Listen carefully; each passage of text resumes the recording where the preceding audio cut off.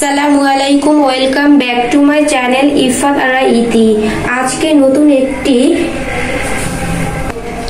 পাকোড়া নিয়ে হাজির হলাম। আজকের রেসিপি হচ্ছে মুচমুচে বাঁধাকপির পাকোড়া। বাঁধাকপি ও ডিম দিয়ে তৈরি করতে পারেন, দেখবেন অনেক ভালো লাগবে। বাঁধাকপির পাকোড়া ভীষণ মুচমুচে ও মুখরোচক সাথে হয়ে থাকে। সন্ধ্যায় চা অথবা কফির সাথে বাঁধাকপির পাকোড়া কিন্তু একদম জমে যাবে। আর কথা না বাড়িয়ে মূল রেসিপিতে চলে যাচ্ছি। বাঁধাকপির পাকোড়া তৈরি করার জন্য আমি এখানে বড় সাইজের একটা পাতাকপির অর্ধেকটা কুচিয়ে নিয়েছি। বাঁধাকপিটা ভালোভাবে ধুয়ে নিয়েছি। এখন লবণ মাখিয়ে রাখবো 15 মিনিটের জন্য।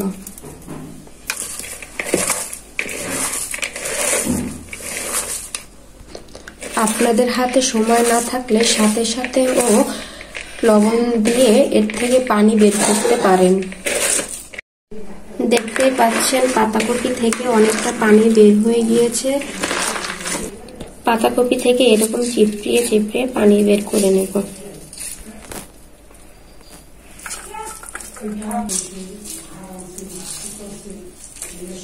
ভিউয়ার্স, দেখতেই পাচ্ছেন বাঁধাকপি থেকে পানি একদম ঝরিয়ে ফেলেছি। এখন অ্যাড করব একটি ডিম, 1 কাপ পরিমাণ পেঁয়াজ কুচি, 1 চা চামচ ধনিয়া ও জিরার গুঁড়া, 1/2 চা চামচ মরিচের গুঁড়া, 1/2 চা চামচ হলুদের গুঁড়া, 1/4 কাপ ময়দা। ময়দার পরিবর্তে আপনারা বেসনও ব্যবহার করতে পারেন।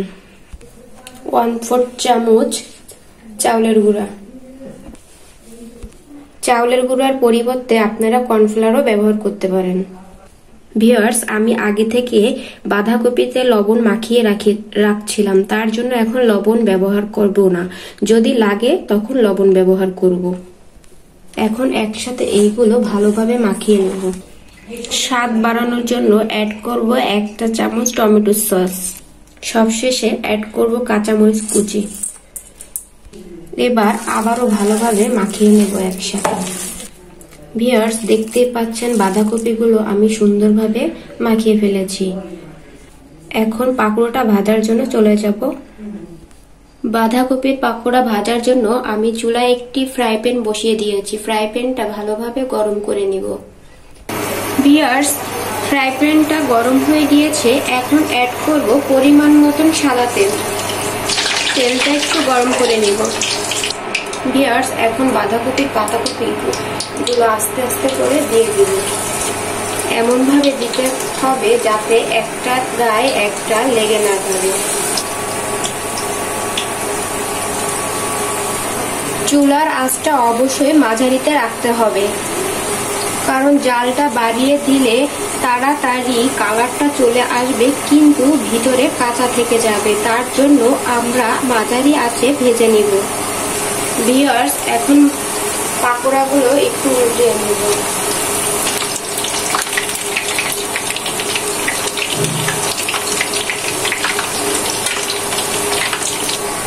আপনাদের বাচ্চারা যদি বাঁধাকপি না খেতে চায় তাহলে এইভাবে বাঁধাকপি পাকোড়া আজই বাসায় বানিয়ে খাওয়াবেন। দেখবেন আপনাদের বাচ্চারা এই পাকোড়াটা একবার খেলে বারবার খেতে চাইবে। ভিউয়ার্স, দেখতেই পাচ্ছেন পাকোড়াগুলো আমার ভাজা হয়ে গেছে। এখন নামিয়ে নেব। ভিউয়ার্স, আমার এই রেসিপিটি ভালো লাগলে অবশ্যই একটি লাইক দিবেন, আর বেশি ভালো লাগলে ফ্যামিলি আর ফ্রেন্ডসের ভিতর শেয়ার করে দিবেন। আর যারা আমার চ্যানেলটাকে সাবস্ক্রাইব করে আমার সাথে আছেন আপনাদেরকে অসংখ্য ধন্যবাদ। আপনারা সুন্দর সুন্দর কমেন্ট করে আমাকে উৎসাহ করবেন। আজকের ভিডিওটা দেখে আপনাদের কেমন লেগেছে কমেন্টের মাধ্যমে জানাবেন। যারা আমার চ্যানেলটাকে সাবস্ক্রাইব করেননি, ভিডিওটা দেখতে দেখতে আমার চ্যানেলটাকে সাবস্ক্রাইব করুন আর পাশে থাকা বেল আইকনে ক্লিক করবেন, যাতে আমার ভিডিও আপলোড করার সাথে সাথে আপনি সবার প্রথমে দেখতে পারেন। আল্লাহ হাফেজ।